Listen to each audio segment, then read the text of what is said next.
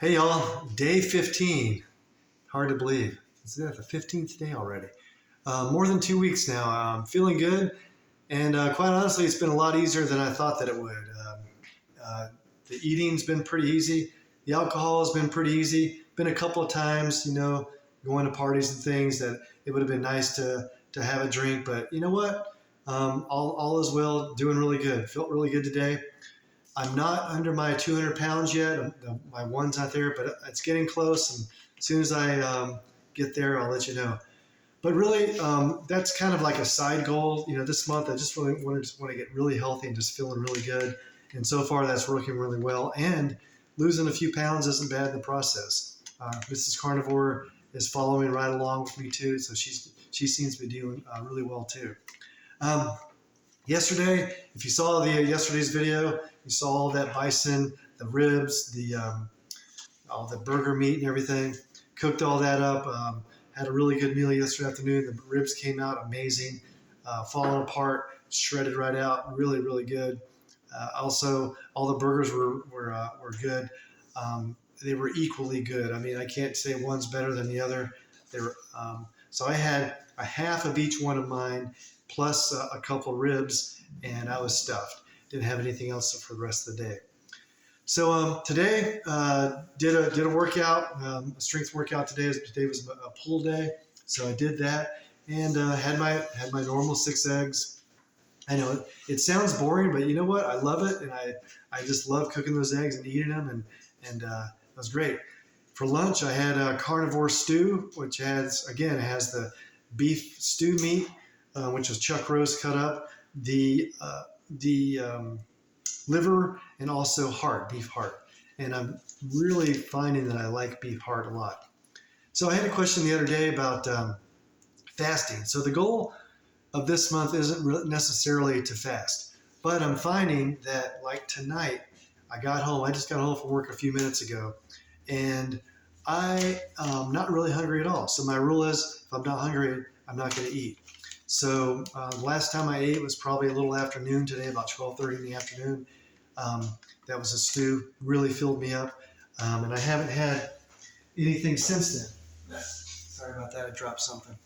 So anyway, but I had a question the other day about fasting and if I do any fasting. And yes, I do some fasting. I haven't done a lot of fasting recently, other than some intermittent fasting, really meaning that I would skip a meal, like I'm skipping this meal tonight. So I had breakfast this morning a little after 6, then I had lunch a little after 12, so that was about a 6 hour eating window for me. And so I'm not going to eat tonight, and I'll probably eat tomorrow morning. Tomorrow's my day off. I'll probably eat a little later, maybe more like 8 o'clock. But people are asking about fasting. It's like, well, hey, what about fasting? So, fasting, I'm a very big advocate of fasting. A couple of benefits just off the top. I mean, there's lots of benefits. I mean, a lot of people will fast just for weight loss, but a lot of people fast if they have a disease and some sort of a sickness is happening, and they'll fast, and it can be very beneficial for that. So, what does it do? So, fasting, what I think about, it rests the GI tract. I mean, if you're not eating anything other than let's say what my definition of fasting, at least this type of fasting is, because there's like fat fasting, there's other fasting. So I'm talking water and salt, water and electrolytes. That's what it is. So it rests the GI system.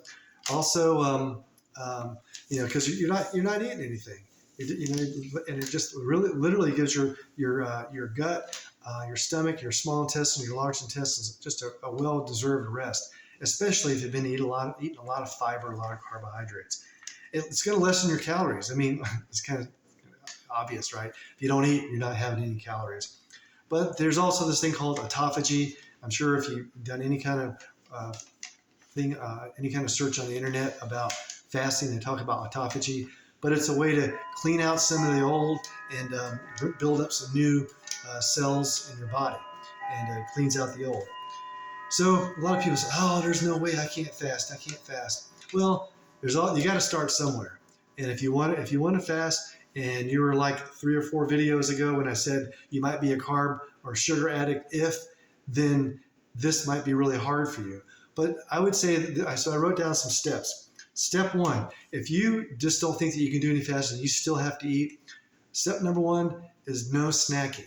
Have your breakfast, your lunch, your dinner, but don't have that mid-morning snack, the afternoon snack, and that the after dinner snack while you're watching TV, or the midnight snack. No snacking. So at least you get a little bit of time in between your meals. That's like step one. Should be super easy. I haven't snacked in years for the most part. So the next one you can start doing is just start eating breakfast a little later. So if you normally eat breakfast at, say, 7 o'clock, try, some people will even start at 7:30 or 8 o'clock. Try 8 o'clock. The next day, go to 8:30 or 9 o'clock. And eventually you'll build up to where you don't even have to have breakfast. And then you're going to eat a late breakfast like 11 or 12 o'clock.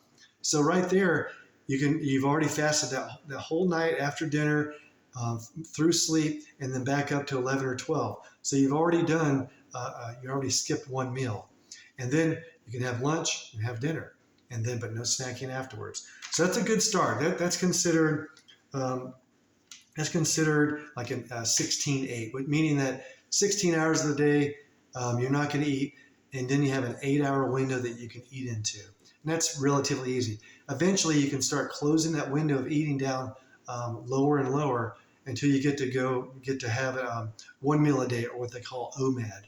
1 meal a day. You literally just sit down, eat 1 meal, and then that's it for the rest of either the evening or the night. Now, a lot of people are talking about what's the optimum, and probably the optimum is eating breakfast and lunch and don't have dinner. But that's not always easy for a lot of people, and it's not easy for me sometimes either. So, but it's probably the easiest to start intermittent fasting, where you go skip the breakfast, then skip the lunch, and then just have dinner. That's a good cycle. If you can do 1 meal a day, you can go a whole day without eating and then eat breakfast the next day. And that's about a 36-hour fast. If you can do a 36-hour fast, you can probably do it 2 times and do a 72-hour fast. So then a couple of days of fasting, I've done it many, many times. And probably like the 3rd day, I just feel like eating. But a lot of people can just keep going because you do get this good energy that just happens. So it's all good. So, one thing great about fasting the carnivore diet is that it's such a nutrient-dense diet. You can get your proteins, you can get your fats, you can get your calories in just 1 or 2 meals, and you don't have to eat 3 meals and try to get some nutrition in your body. Your body's probably starving for nutrition if it keeps getting more appetite. It's saying, feed me, I want more nutrient-dense food. And that's what beef, butter, bacon, and eggs does for you. Okay, that's it for today. I'll see you tomorrow. A little bit late on today's video, but hey, that's the way it goes sometimes.